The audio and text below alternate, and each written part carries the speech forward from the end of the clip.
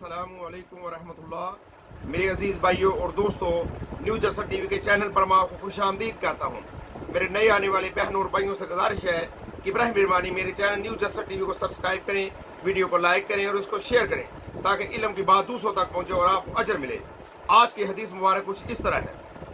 हज़रत अबू हुरैरा रज़ियल्लाहु तआला अन्हु बयान करते हैं कि रसूल खुदा सल्लल्लाहु अलैहि वसल्लम ने फरमाया, कितने ही रोज़ादार हैं जिन्हें अपने रोज़ा से सिर्फ प्यास हासिल होती है, और कितने ही क़याम करने वाले हैं जिन्हें अपने क़याम से जागने सिवा कुछ हासिल नहीं होता।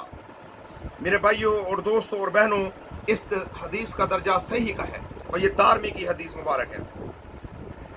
मेरे भाइयों और दोस्तों, अल्लाह के प्यारे हबीब सल्लल्लाहु अलैहि वसल्लम के प्यारे फरमान के मुताबिक कि बहुत से रोज़ादार ऐसे हैं जिनको प्यास के अलावा और कुछ नहीं, भूख काटने के अलावा और कुछ नहीं मिलता, क्योंकि रोज़े के तकाजे वो पूरे नहीं करते।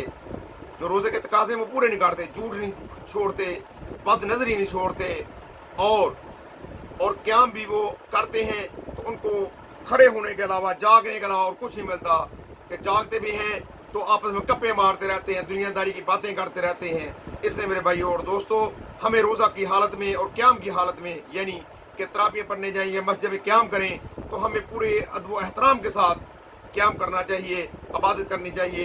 अल्लाह से दुआ है कि अल्लाह ताला हमें रमज़ान मुबारक के रोज़ों का एहतराम करने की और रमज़ान मुबारक की रातों का को अच्छे तरीके से अल्लाह के खौफ के साथ इबादत करने की तौफीक अता फरमाए।